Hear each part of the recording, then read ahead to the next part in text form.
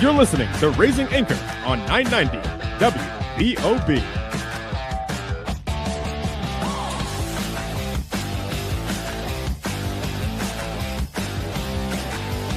Welcome to the Raising Anchor Soccer Show with Matt Entrican and Jason Carey. Your home for news, analysis, and everything Rhode Island FC. Each week, they take you inside the locker room, inside the tactics, and inside the storyline shaping RIFC. Now, here's Matt and Jason. Rhode Island FC come up empty-handed in Indianapolis following 1-0 to Indy 11. Was this simply a case of one spectacular goal and a hot goalkeeper, or are there larger concerns about turning possession and chances into points?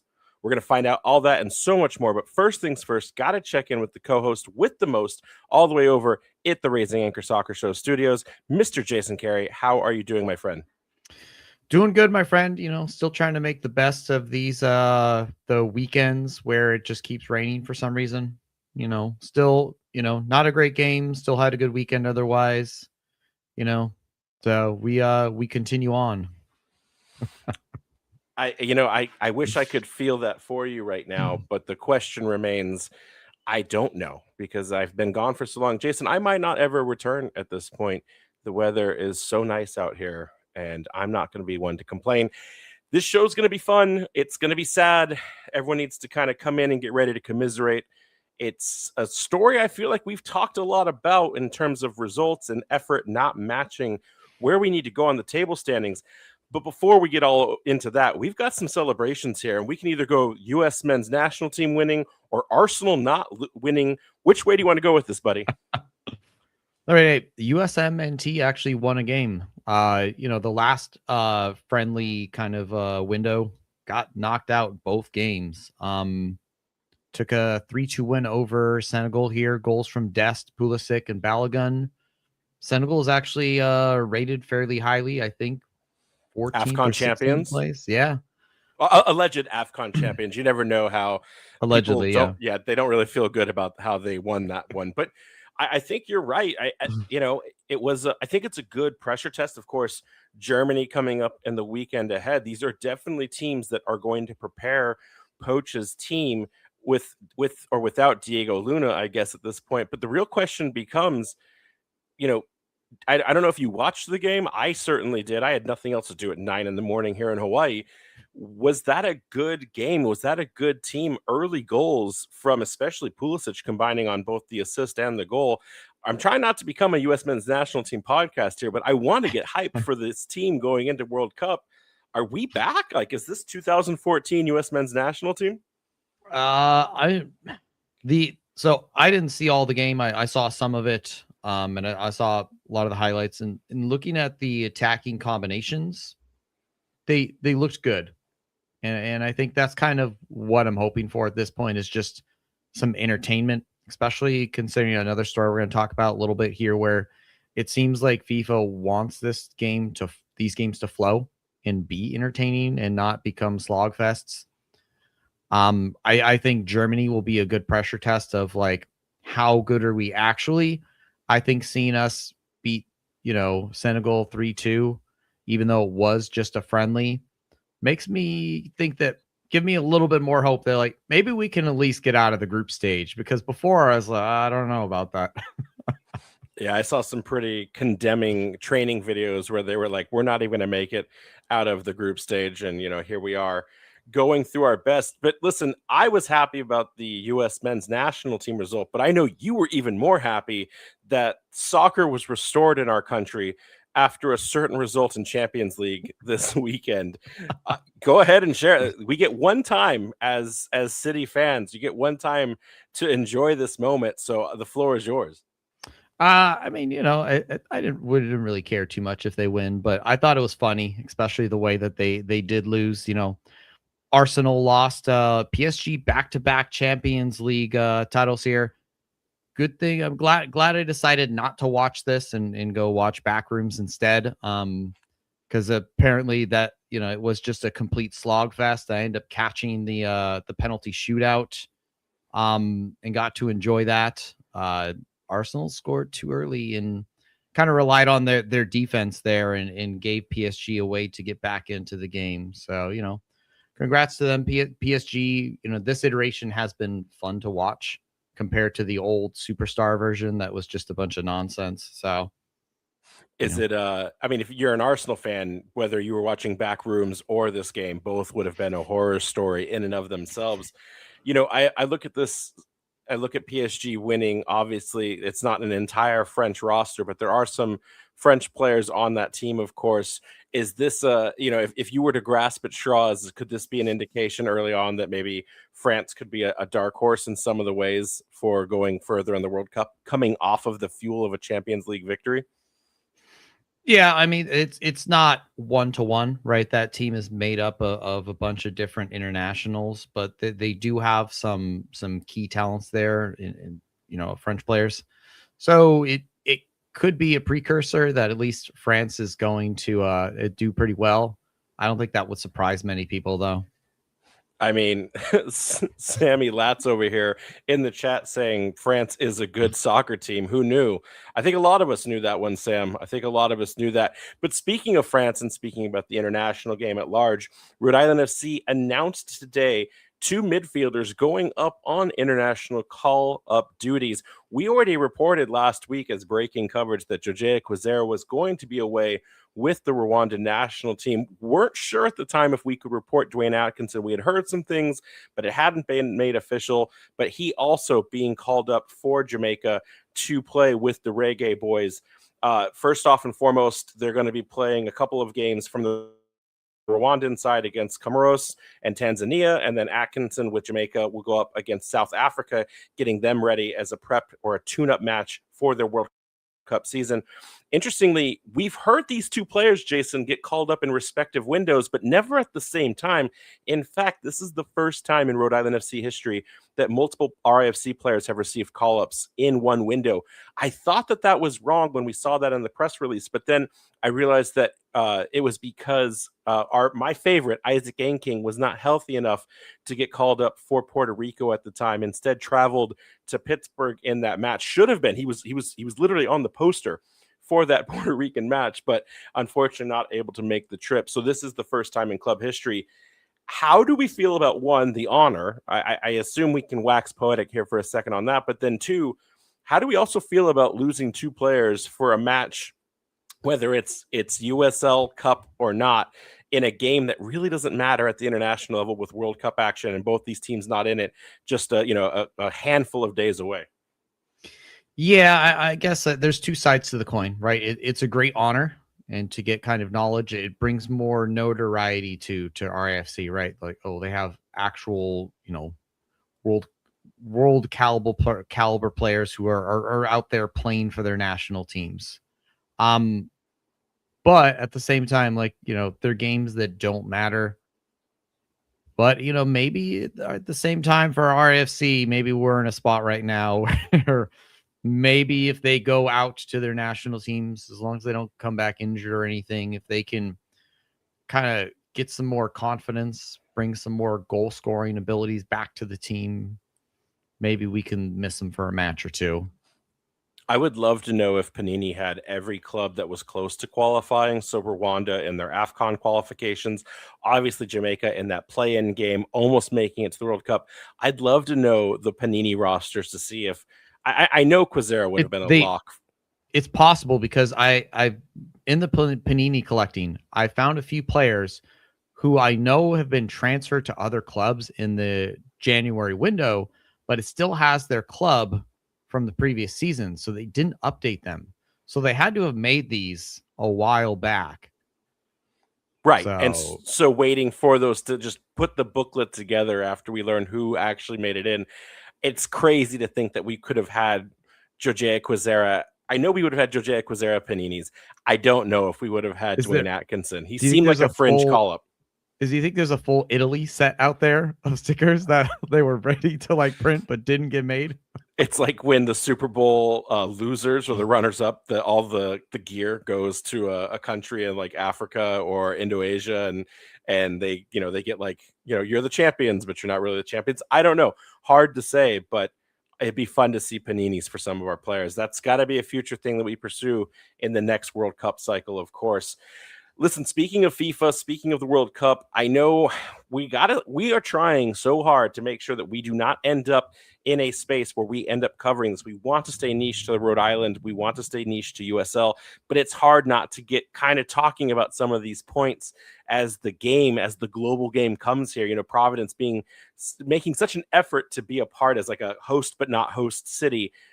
I know we talked about these FIFA rules that are coming up, but I think maybe this is an opportunity to teach some listeners who are going to be watching the World Cup about some of the changes that FIFA is announcing getting into this World Cup. Yeah, I kind of hinted at a little bit earlier, but FIFA has announced that there are a little bit of changes here to kind of keep the game flowing for the World Cup. Some of the highlights here, this is not a comprehensive list. I just kind of skim some that were interesting to me. Throw-ins can be taken away and given to the opposing team if the ref deems that the players are wasting too much time.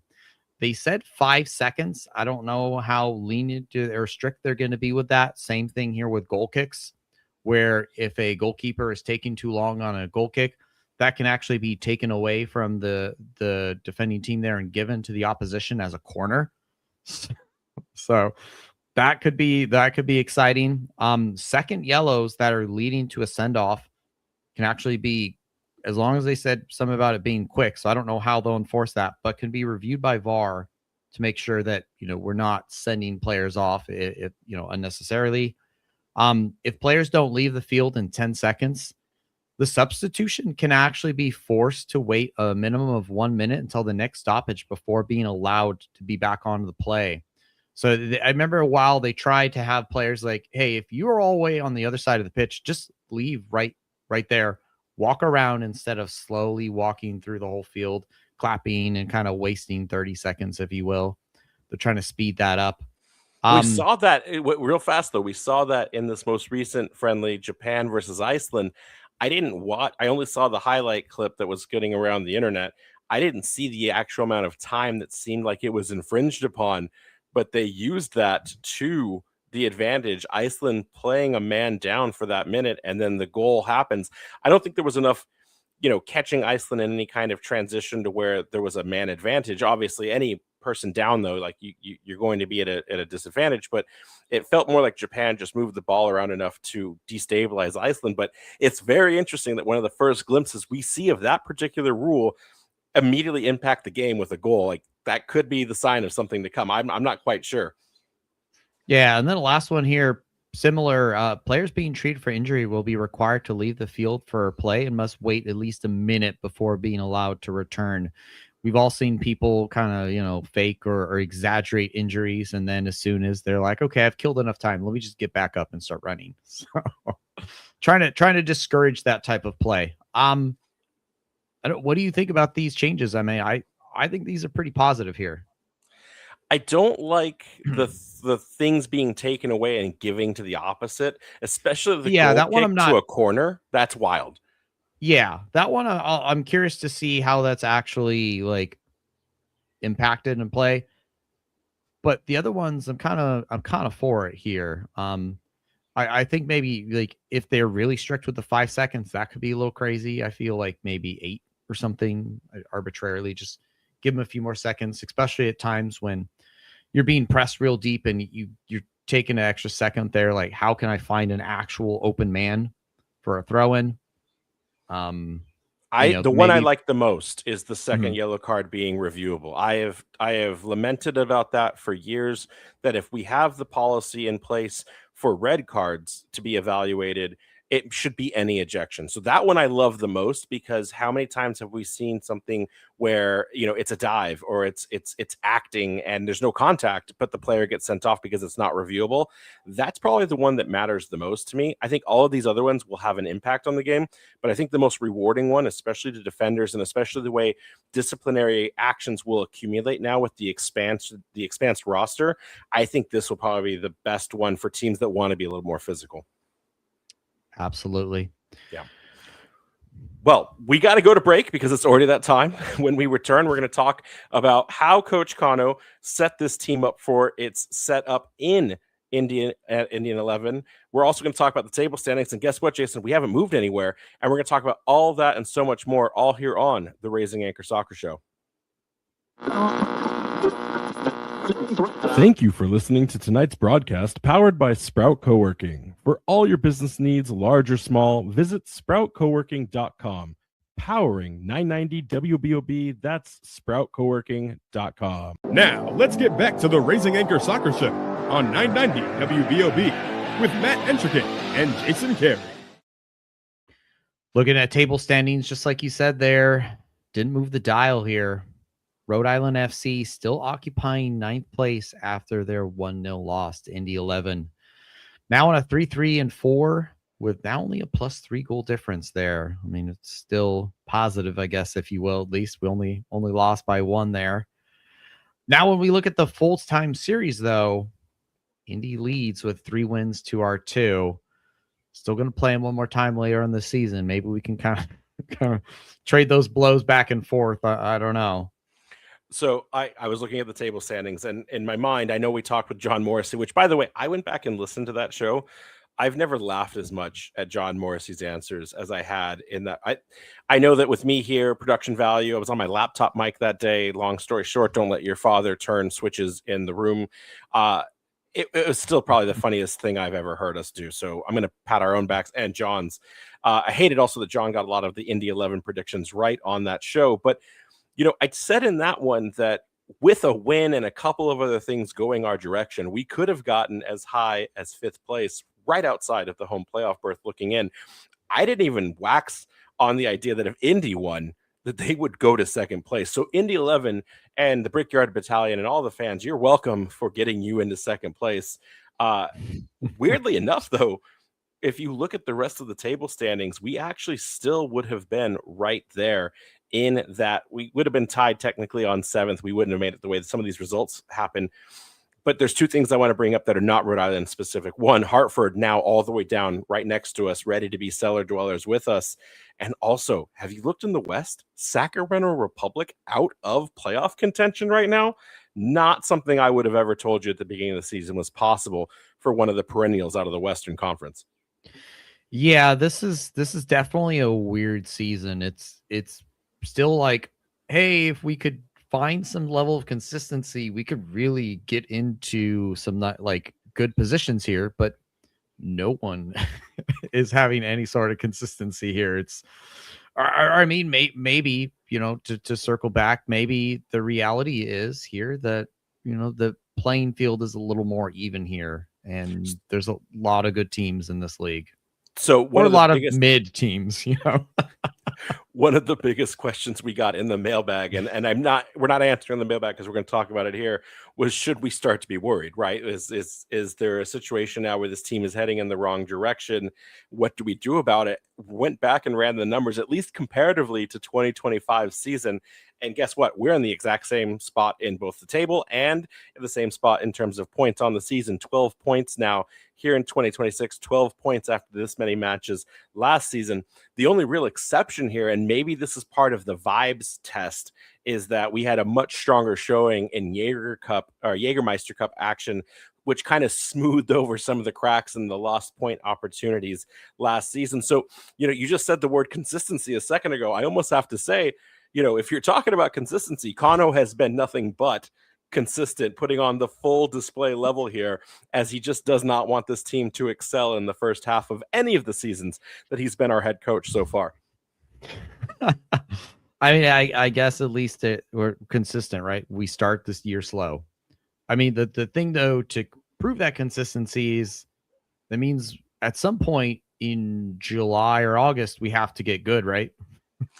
So it's not July and it's not June. And that's the crazy part. You know, I'll tease the question because I know where you're going to go with it, but we only have one last league match here before the World Cup break. And, you know, I look at it as like, are these 3 points essential that we need to grab? It'll be on the road too. Guess what? It's Loudoun. It's our favorite team to play, especially on the road. Does this road result become critical for the advancement of RIFC's goals going down the stretch? Potentially. I think it looks at like, what do we define as RIFC's goals for this season? I mean, playoffs at this point, it feels like you could just stumble into them. But that they want to show off Centerville Bank Stadium. The fans want a home playoff match. Demand and it. If you're going to go for that, you need all 3 points, right? We're getting to a point where, we're a third into the season. We're still kind of in the basement, but we're remaining within striking difference. Those 3 points can be huge to put us into a position to really jump and make like a fourth or, place option available. Like it's hard to tell. I don't want to say like Tampa's running away with it. I don't expect them to like kind of lose that. Everything else kind of feels a little bit up in the air right now. We're just holding on to fourth place as the pipe dream at this point. It's not even third. It's not even second. It's just, can we somehow still get that last spot in the home playoff table? I love it. Yeah. I mean, let's go ahead and then kind of take a look here at how Kano prepared for this match. No graphics here. It's vacation mode. We've got Koke Vegas and net. We've got a back four here of Nick Scardina, Karifa Yao, and Grant Stoneman, and Aldair Sanchez, with Clay Holstad, Hugo Bacharach, Jojea Quizera, Amos Shapiro-Thompson, Leo Alfonso, and JJ Williams. We kind of talked about this last week. And in hindsight, I think we could have used Augustine Pitti Rodriguez in this match. We kind of talked about what's the difference between Amos Shapiro-Thompson and Pitti. Well, Pitti's a little bit more of a creative player. Amos is more of that kind of workhorse. That, not to say that he doesn't have any sort of creative ability, but we're playing against an Indy team that likes to kind of counter, defend, sit back. Like they average the lowest amount of possession in the team, or the league, I should say. And, it was closer than we thought it would have been on the night, but I really think that we could have had a little bit more creative earlier on in the match. Yeah, I look at the skill sets that those two players, especially if we're going to really start comparing them as apples to apples. And for me, Amos Shapiro-Thompson, I know you call him like the junkyard dog, the bulldog. He to me offers more on the defensive front of engaging a high press, interrupting the flow of an oncoming attack, and really being kind of a outlet, less a actual chance creator. And I think that's where Pitti's skill sets come in a little bit more. I've seen Pitti so far this season. He's much more technical with the ball in both his own dribbling and his passing rate, but also he seems to find places where he wants to be in space better. And I think that's probably as a proxy to the fact that like he's anticipating the ball coming back his direction versus Amos Shapiro-Thompson, chasing something down literally. So I think you're getting a defensive showing more from Amos and an offensive output more from Pitti. I don't think Pitti's gotten enough from the season yet to warrant his start. I can see why Kano is flipping between the two in this sense, but I think in a game where you needed to figure out how to break down Indy 11, I don't know that Amos was the right matchup for it. I think that we're going to continue to see a kind of a difference of what type of setup, what type of matchup looks like versus like there's an out and out starter in that midfield role. But I want to talk about the other one, which obviously Amity Diop was a surprise on the availability report. We didn't get to media because I'm, out of town. I think there was a major miss here in Amity Diop in his absence. Producer Torin talks about at length that, Amity Diop is one of those ball playing center backs that, has the ability to dribble out of press, go up the central channel and start breaking that first line without having the need to pass side to side and then going up the flanks, especially the connection that he's made with Hugo Bacharach. There's a fluidity that exists. His absence on the night, I think, was felt pretty heavily. Do you agree or disagree? I somewhat agree. I also think, though, that he's had a slight drop off this year in terms of his consistency. And I don't know if that is maybe like pairing combination where maybe depending on who he's paired with as his partner, maybe not reaching some of the heights as he did last year. It's very slight. I still think that he is a great player, but Maybe also it's just a slight adjustment to more of a somewhat traditional back four in terms of defense, as opposed to that 3-4-3 that we were playing last year. So then I'm going to ask this question because I felt like it was noticeable on the night. It was reminiscent of the Birmingham game. Grant Stoneman gets the start with Karifa Yao on the side. Now, we talked at length about the chemistry of these center backs not often playing on certain sides of each other in a long string of games because Karifa Yao has been such the anchor in that back line, that centerpiece. I felt like Stoneman and Karifa Yao were not the combination on the night. I felt like at times they were pedantic, they were lethargic. I felt that they wanted to occupy similar spaces. To me, when you need ball playing, you need forward progression center backs. I felt, and we argued about this, and at the time it was Frank Nodarce for Nick Scardina, but I also kind of would advocate that I think there's a case that Frank Nodarce needs to be starting over Grant Stoneman on any given day of the week. To me, Grant Stoneman is a legacy player.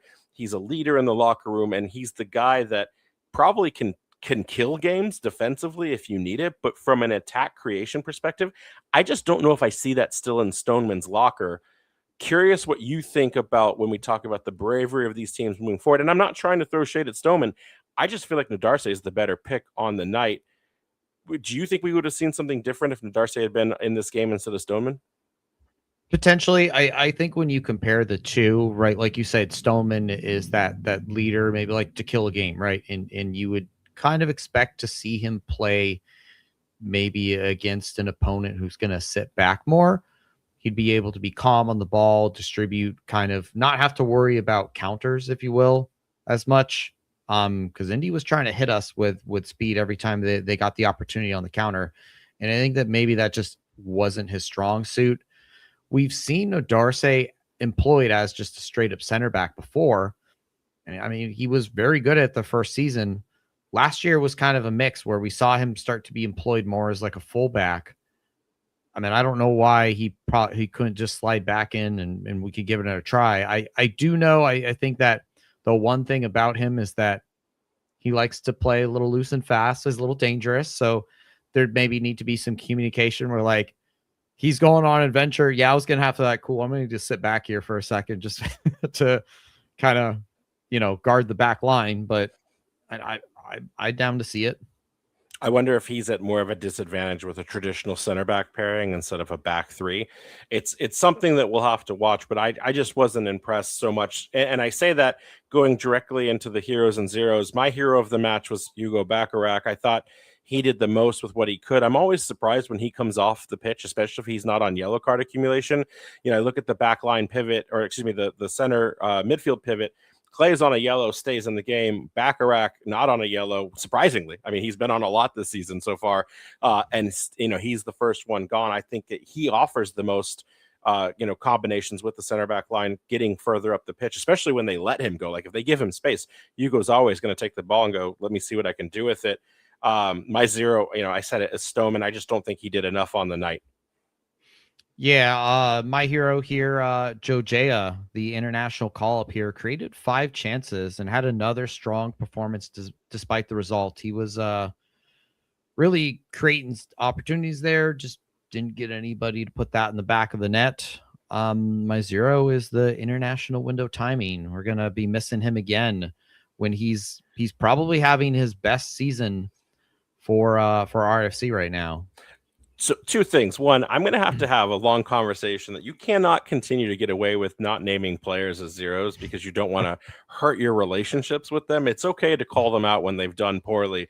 Second, I would argue that because it's Westchester, and this would probably be the most likely game to see a player like Quezera, and even, well, maybe not Dwayne, but at least Quezera, I think this is the best timing. So I disagree with your zero takes.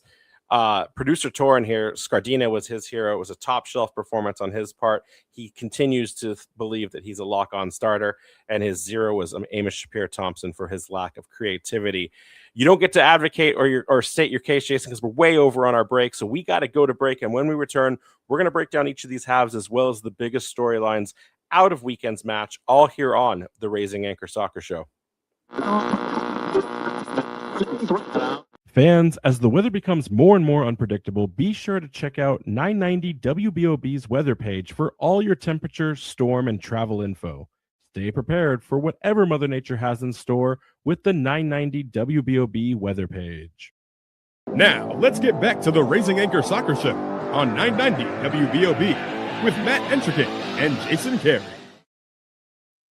Back here on the Raising Anchor Soccer Show, getting into these two halves and some of the biggest storylines. Jason, I'm going to start with producer Torrens' comments on it. He said it was a replay of the Champions League final earlier in the day. I disagree because at least in the first half, you had to see a goal, something we did not see from either camp.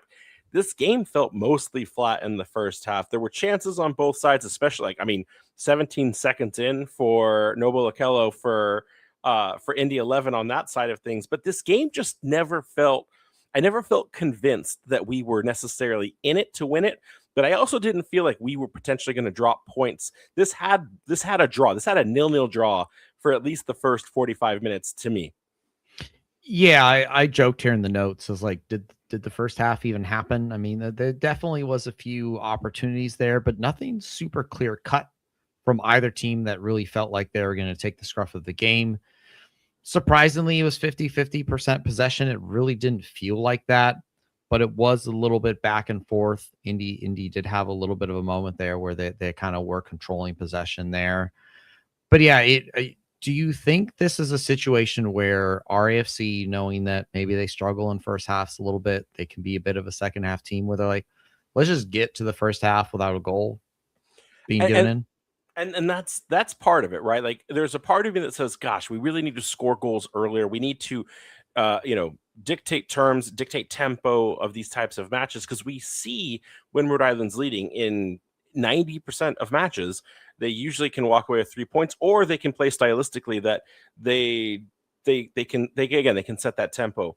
When they come into a game 0-0, you could argue, especially on the road, okay, you're coming in, you got to grow into the game.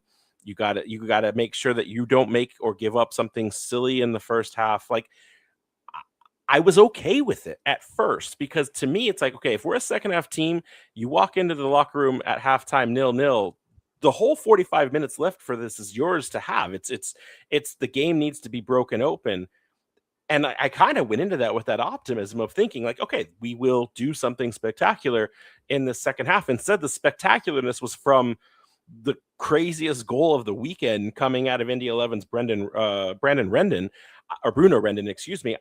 I don't know what to think of this team in that sense, because if we're putting all of our eggs in the basket of we're a second half team and then you don't produce in that second half, like what are we doing in those first 45 minutes to get to that if nothing happens?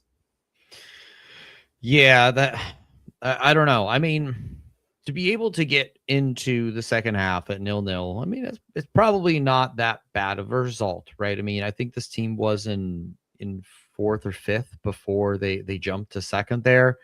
So we knew that this was going to be potentially more of a challenge. We generally see that this team kind of rises to those challenges, but it really didn't feel like it in that first half at all. I mean, 9 shots, 3 on target, 12 opportunities inside the box in terms of touches. It was like you're leading to something, right? We've talked at length. It's a quantity, necessarily not a quality thing. You're seeing the steps be put into place to see a goal come.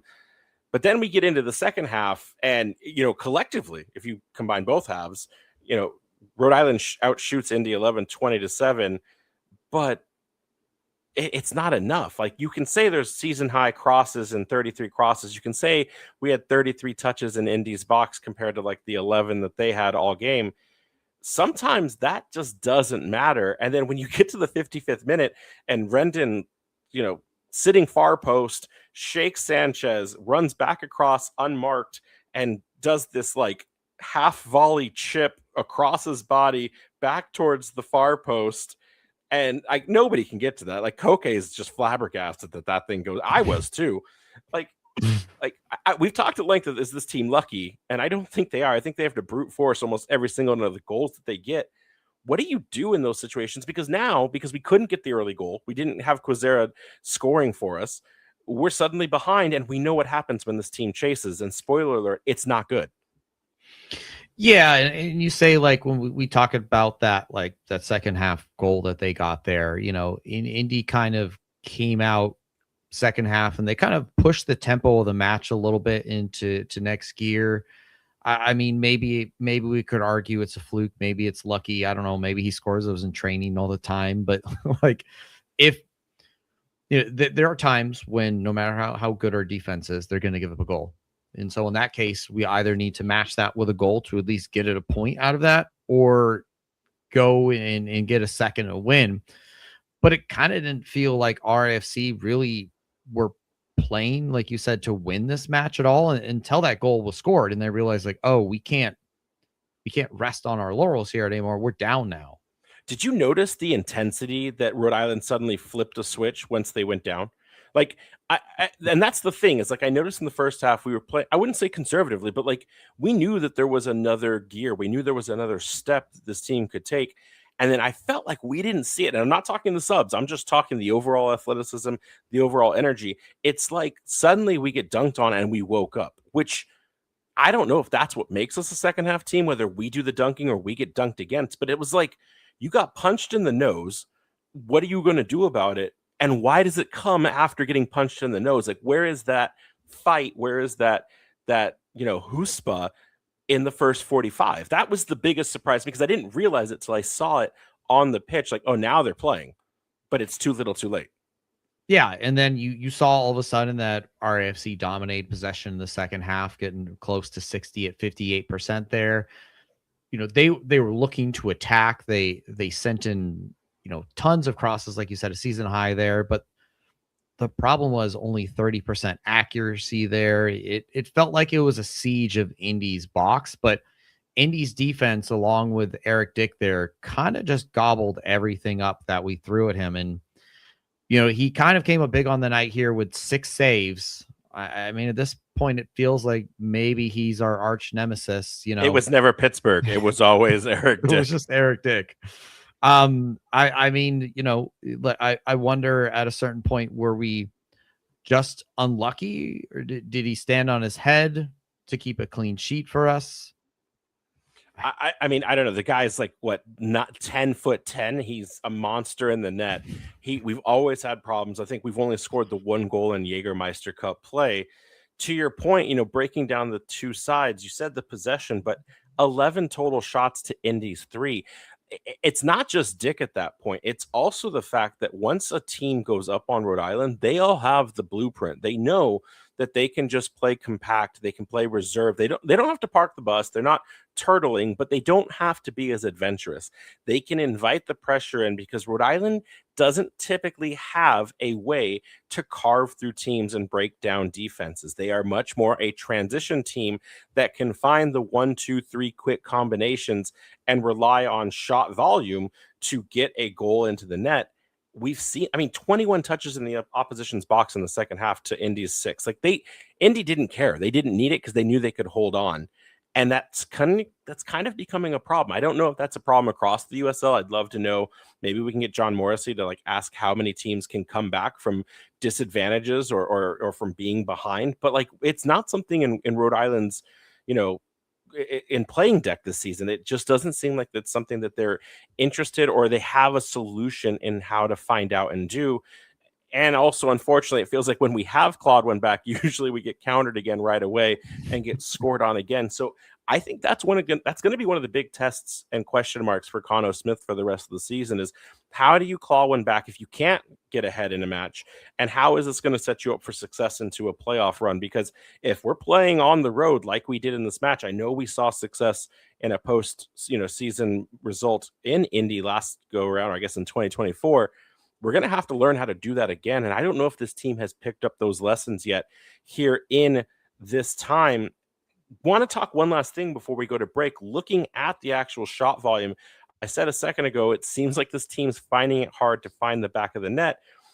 Interestingly, Williams now surpasses Afonso at 38 shots versus 34 on target for the season.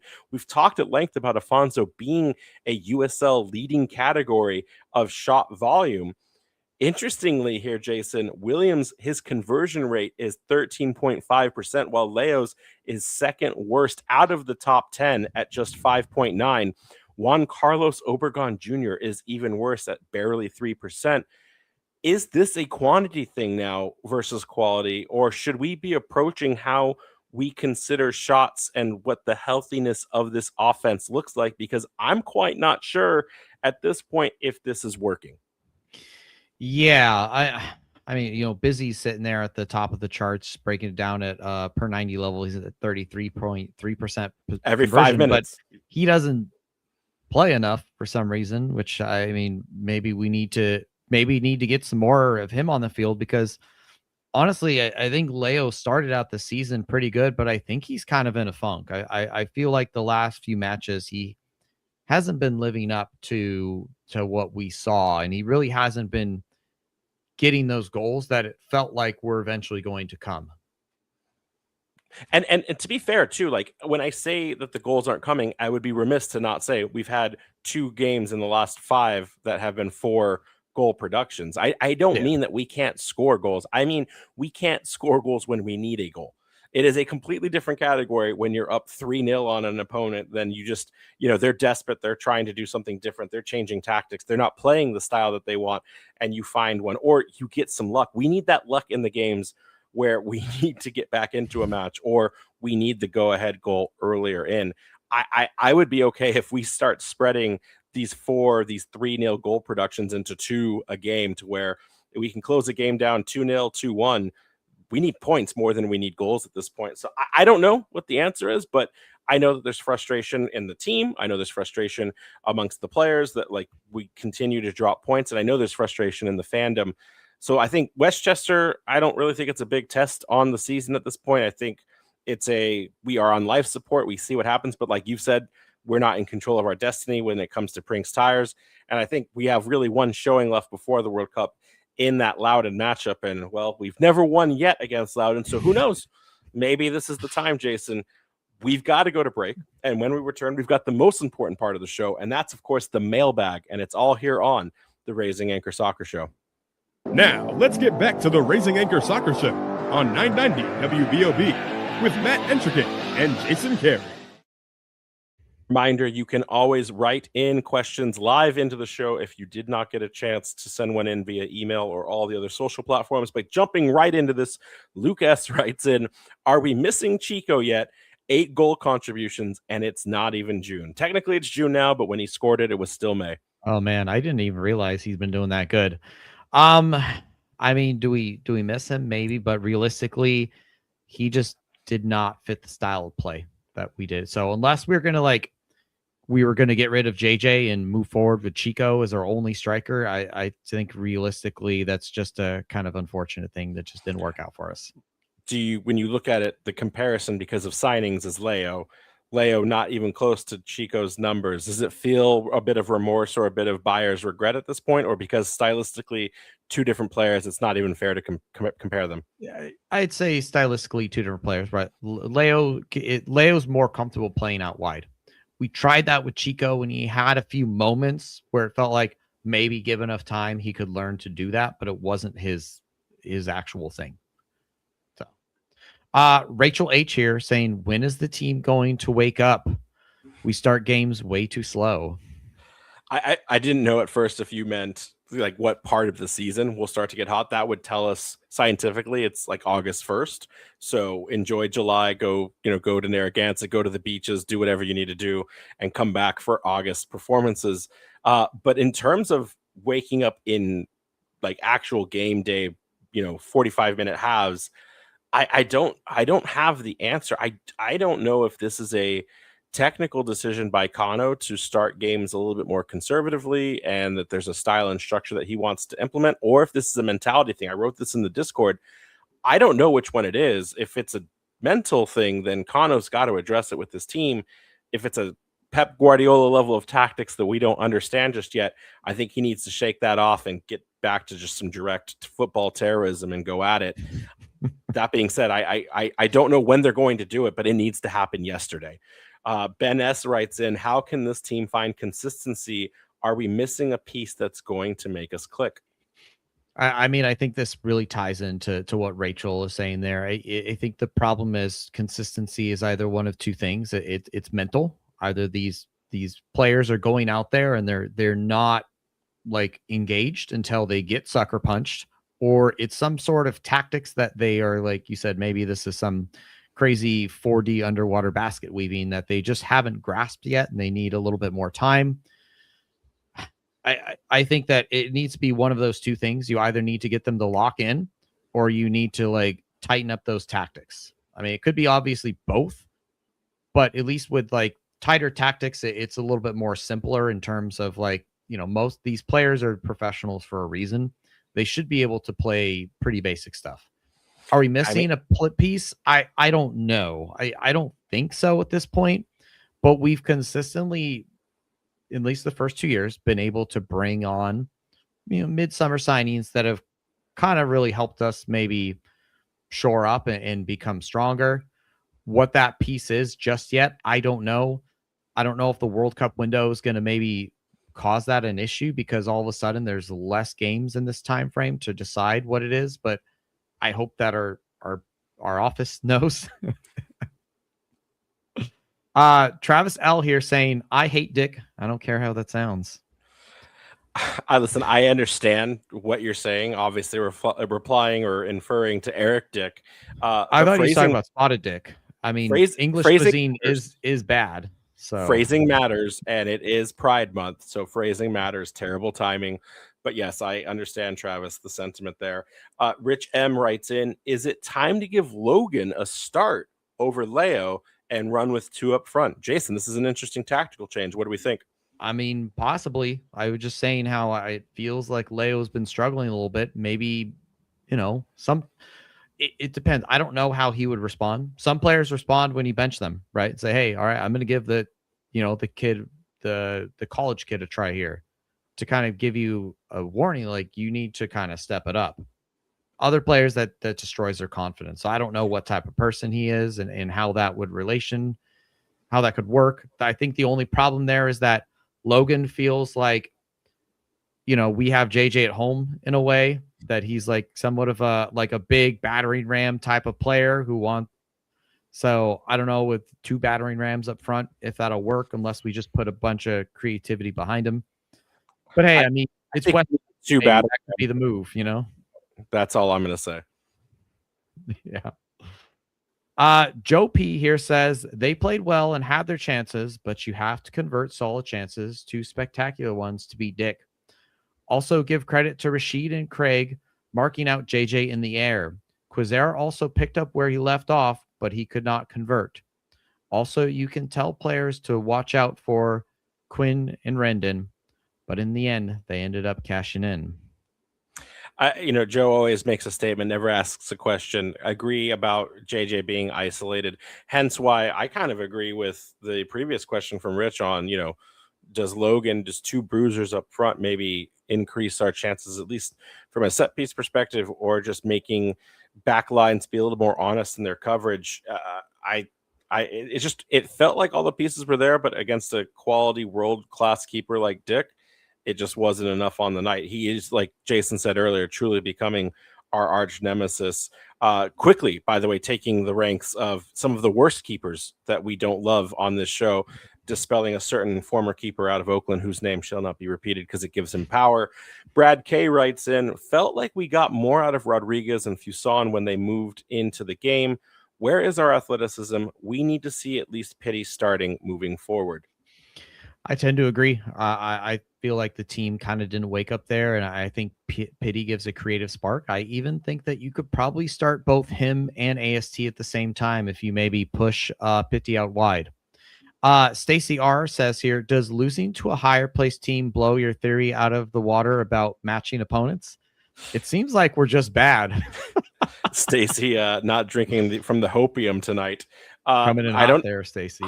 Listen, I don't know. We talked. I mean, I think we said this on last week's show. We were either going to be in for like a 3-2 barn burner, or it was going to be a 1-0 game either direction, and that's how these go. Indy's in 5th place. Like, again, Rhode Island didn't play a bad game. If you remove the fluky luckiness of Rendon's goal, that's a 0-0 draw. And or maybe it's not. Maybe Indy would have played a different style. I don't know. But like, to me, Rhode Island didn't play a bad game. They just didn't have the conversion. They didn't have the finishing. There was a lot there that could have been improved, but to Indy's level, I don't know. Does it blow my theory out of the water? Probably at this point. It was just a theory to begin with. They're meant to, be scientifically corrected. Jacob A writes in, we lost this match on the physical front. Indy 11 couldn't even field an 18-man squad. And if we had just pushed harder, we could have won it with our subs through brute force in the second half. The boys didn't play hard enough. Jason, I was surprised Indy did not field a actual starting 18. They had players from like the academy dress for this match. They are riddled with injuries. Do you subscribe that we should have just been a battle of attrition and worn them down? Possibly. I mean, I think it really comes down to the kind of mentality there. It didn't feel like they went for it until we got scored on. Phil W here says, is there something I should be excited for right now about this team? It feels like I can't ever be happy for back-to-back weeks with these guys. I mean, luckily it's Westchester. It's a USL 1 side. We should be beating them on the weekend. And then don't tune into Loudoun and just go straight into World Cup, and you'll find some joy and bliss for the next couple of weeks of the summer when it comes to soccer. Rob P writes in, do we think we'll ever see RIFC enter a team into the TST 7v7? Detroit City FC entered a team this year in the mixed results. If we do see a team, this is a long question, would you make your own team? And if so, who's playing in it?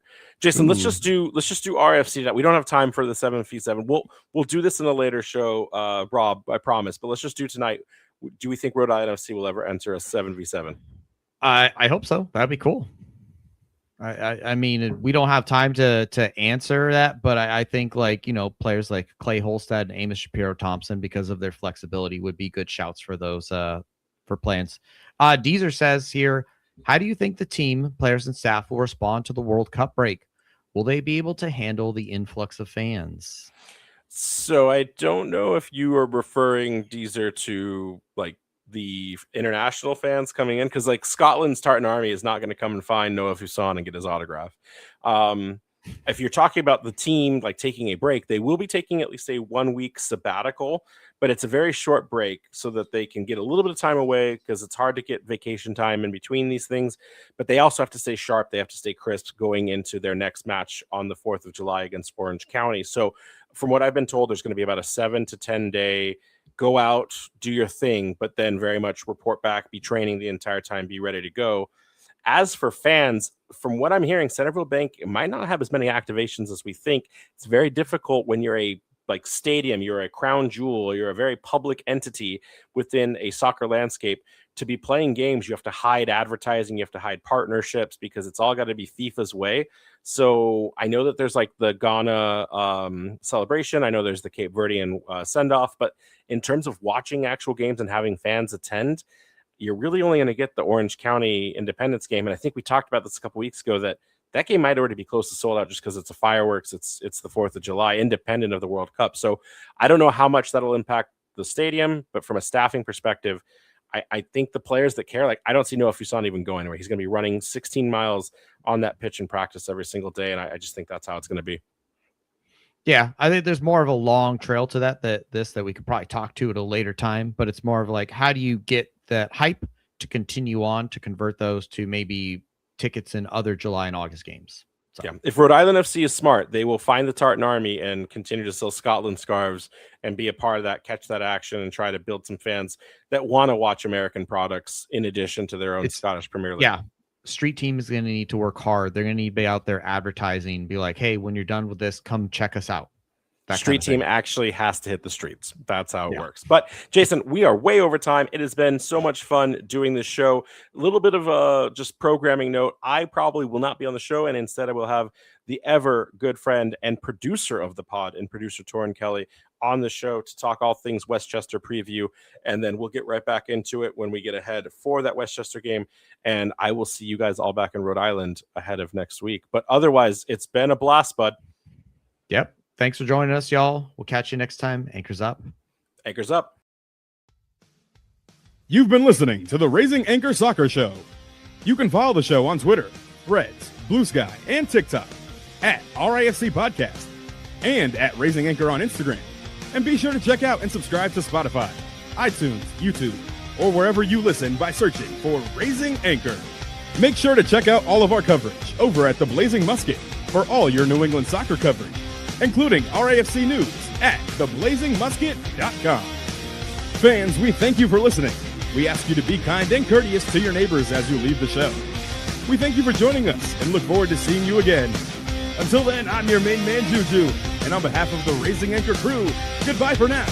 And as always, we are Rhode Island FC.